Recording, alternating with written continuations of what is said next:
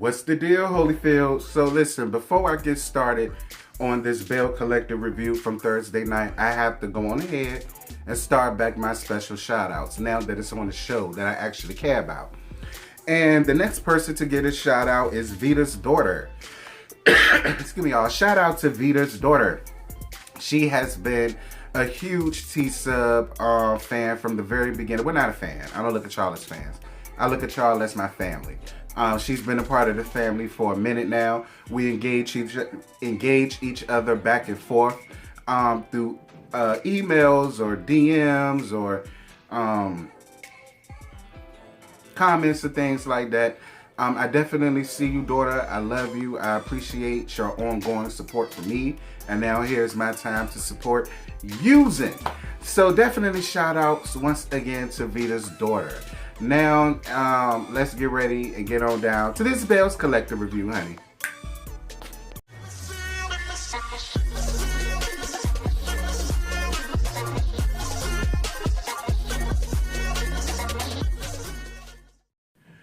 What's happening, T-Subs and T-Squad? So, y'all already know what we're here to talk about. We're here to talk about Miss Belle Collective from last night. This is Season 1, Episode 8, Contracts and Balances.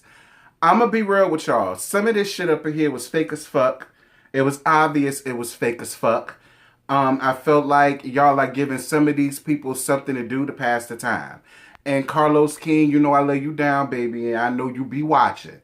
And this is never no shade when it comes your way because you know I goes up for you, especially when it comes to Love and Marriage Huntsville. That shit real. Like this whole thing with Glenn and Letitia, whatever the fuck her name want to be around this time.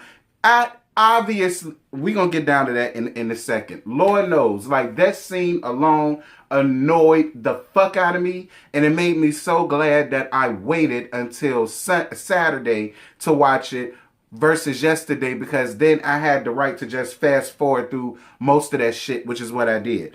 But we're going to get down to that in a second.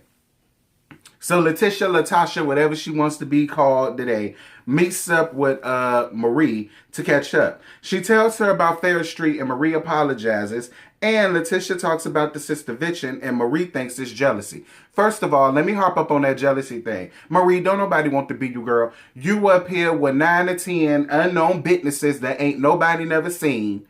You up here getting buildings 10,000 square feet. Girl, I guess. Then you up here, you're having horrible issues with your son.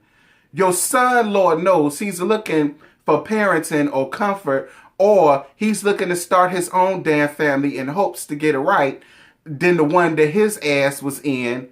Then you were up here trying to get this gay man and trying to turn his high-waisted ass into damn trade to try to make us think that you really married to him and that y'all really living this damn life. Girl, bye. Nobody up there is jealous of you, Marie. Marie, the reason why you're going through what you're going through is because you're not real. And you're not keeping it real with us. Moreover, you're not keeping it real with yourself. That's why you keep having the problems and troubles and turmoils and issues that you're having. You're not being real. Keep it real. Keep it real. Moving on. And I will say this. I am glad that you gave her an apology. Because she was definitely deserving of one, and she was definitely owed one. That was twice. She invited you down to one of her brunches, and you showed your complete ass. So she was most definitely deserving of an apology, and I'm really glad that you gave her one. I don't like the fact that it took your rickety ass so damn long to give her an apology, but a late apology is better than no apology, I guess. So Pumpkin does a photo shoot with the Claremont twins for her hairline. Now, Pumpkin, first and foremost, I saw your interview, girl. Listen, it's never no shade or no hate when it comes to me because you mentioned how you had to stop watching us because we was too real. Yeah, we was too real, but not to a point where you had to stop watching us, sis, because I do believe everybody that Scotty told, I'm more than sure we all said the same thing. We like you, It's just the confines of your marriage is just weird to us. But it's no shade. We like, and I'm speaking for me. I like you, sis. I really do. Shout out to you. Shout out to your hair care line. See, that's another reason why I like you. You're a boss. You're a go-getter. You didn't just sit up on your ass and wait for a nigga and allow the nigga to take care of you. You didn't wait to marry or bag a rich dude, a ball player or whatever, so that you could go out here and just live off of him. You went through the muck and the mire to get it on your own, daughter. And that's what I love the most about you. You are the type of woman that I will always welcome into my corner. You understand me? So don't ever think for 1 second we don't see it for you. We see it for you. It's just that, we may not see it for your marriage like that. And I mean, girl who, listen, with the exception of Bondi Girl and Nietzsche, ain't none of our asses married. So, you ain't even, anyway. I just really wanted to get that off my chest. And one more thing. Out of all the people that you could have went and got for this, you got the Claremont twins, had your purses, had your wallets, had your bank cards. We all know that them girls are some MasterCards from back in the day, because one of their asses done went down for, I think it was how much? Over $1 million or something like that. That girl done stole. I remember that damn story. So out of all the people that you could have picked to have done that with, you chose them. You chose them duck lit bitches to come up here and be a part of your shit. I guess so, Latrice. If it went good for you, that's great. I really hope you hid your purse. And when them hoes left, I really hope you and everybody else up in there made sure that that y'all checks, y'all balances, y'all VIN numbers, or whatever, Social Security, whatever, was still intact before them hoes left.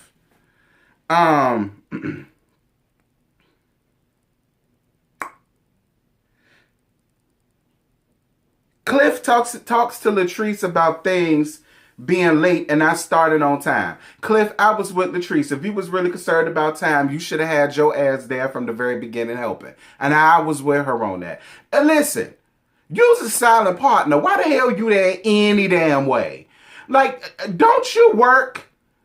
Like, you ain't got no club that you belong to. Like, my uncle belonged in a club. The Lazone brothers, you know what I'm saying? Like, you ain't a part of no club like my old ass uncle was. You not a part of no Lazone club. You not a part of no poker club, no canasta club, no something like that. I mean, I guess, Cliff, because I'm gonna let you have it.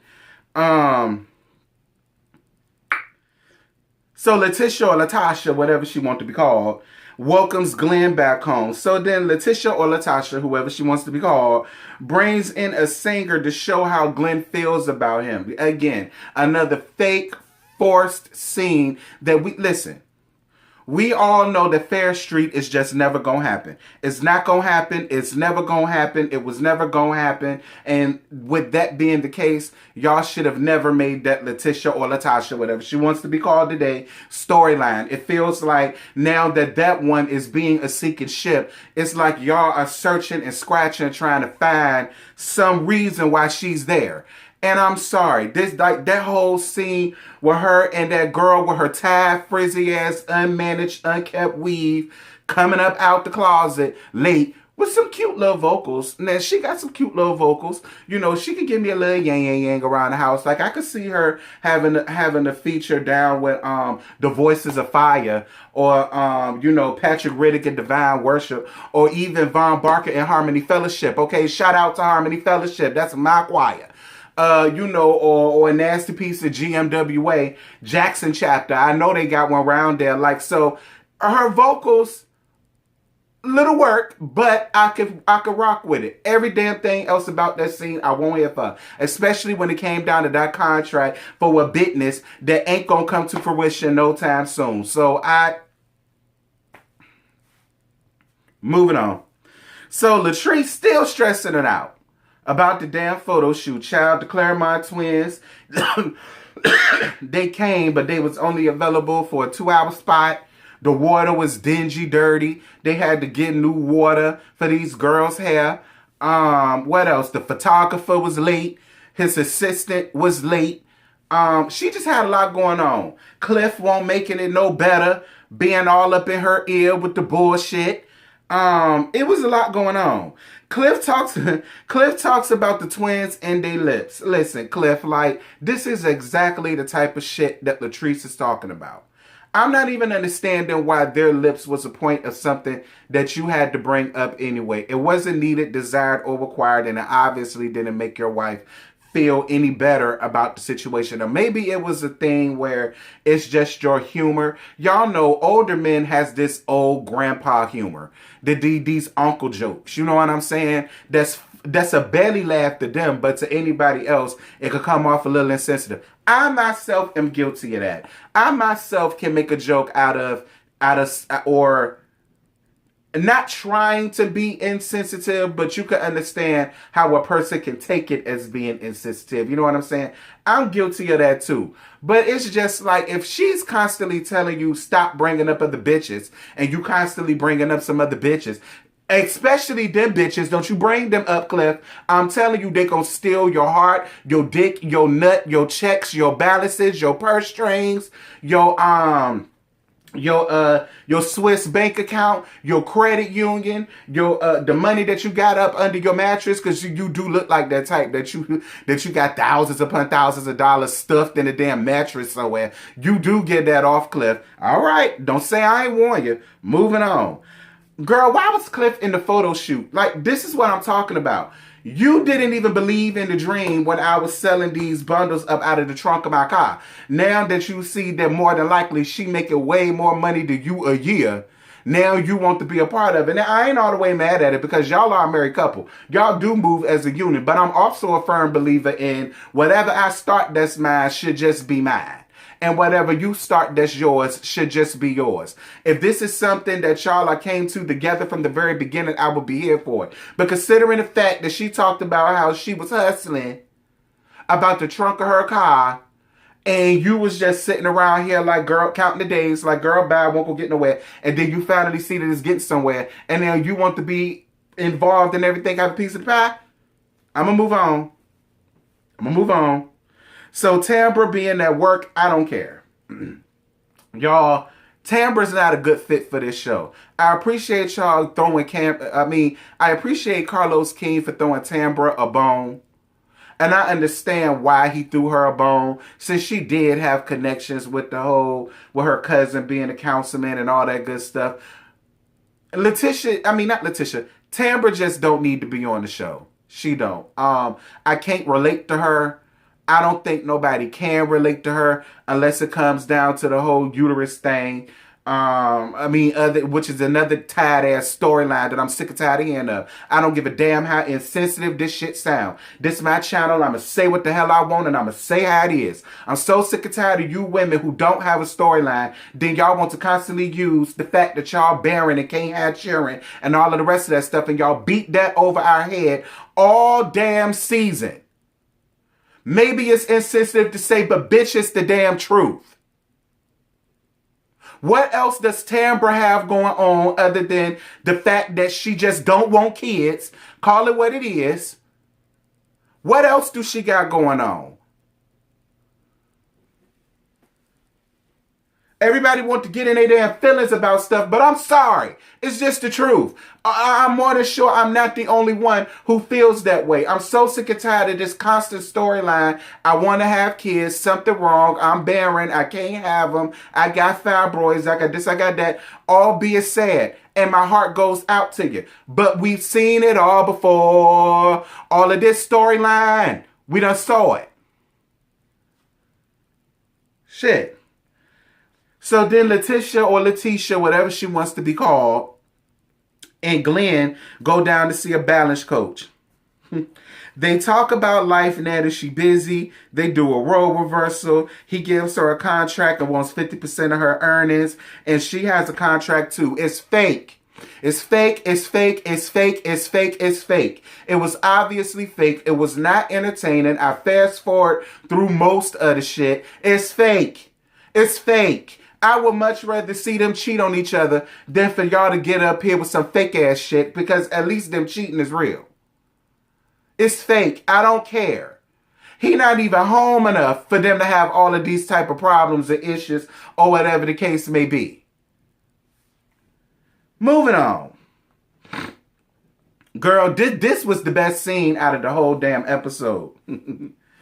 Essie and Marie damn date night, girl. Yes, God. Essie said, girl, put you on your baddest, because I'm finna take my baddest out, and we about to do this thing the way we do this thing. They strutted out as a couple. I was all here for it. So they talk about how they bought a 10,000 square foot building for their mental health business, whatever, right? Fine. And then Marie talks about how she's tired of Cedric. And Elsie calls him a leech. Y'all, listen, if there was ever a show where it screamed, we scissor sisters, and we creeping on up out the closet little by little, this was the chance to do it. Essie went up for her wife. Essie not here for Miss Cedric, and Essie is not here for Miss Cedric's shenanigans, okay? She let that be known. She said, I'm tired of putting up this front and this facade for you. All right? It's time to let everybody knows who the head honcho down in this damn household is. Yes, God, Essie, I'm here for it. I am. So then Tambra's radio show hits #1 for midday radio, whatever. Then Letitia or Latasha, whatever she wants to be called during the episode, comes over basically to invite her and Demond to a couple's dinner. And, you know, Tambra's like, well, it's too soon and yada, yada, yada. It's too soon for y'all to come out for a couple's night, but it's not too soon for you to seep his damn sperm and have a baby by him. It seemed to me, out of both of those, the second one would be the one that's too soon, and the first one would be something to see if y'all could go out and chill amongst each other and be a real couple amongst other people. Moving on. So Marie and Essie pack up Cedric's clothes. He gotta go. He gotta leave. So please don't make this hard for me. I'm tired of love. I gotta let it go. Yeah, she had to let that go, honey. But Marie and Essie, y'all stay giving away y'all fake and phony ass scenes, because you mean to tell me out of all that closet space that man got, or that you got down to your real house, you only packed up 2 boxes of his clothes? If all he had was 2 boxes of his clothes there, he was never your man from the beginning.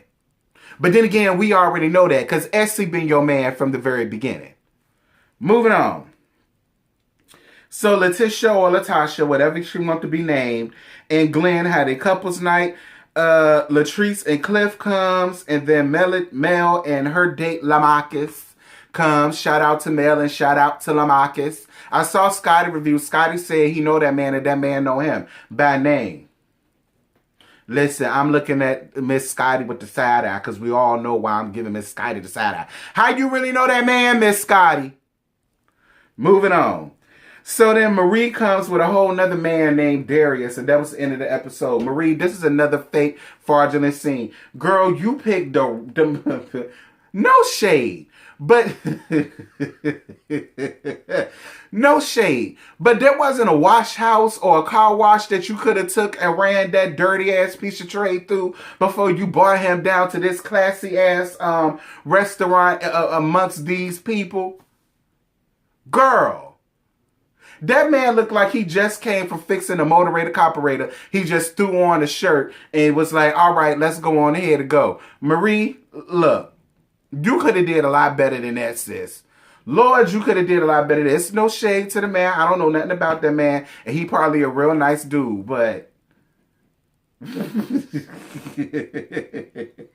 the shirt was too damn big for him. He didn't even have it tucked in. Here it is, you sitting up amongst other men who done came up in here looking like something. You strode up in here looking like looking the same way Cookie did when her ass first got out the damn joint. Is that what you went into the joint in?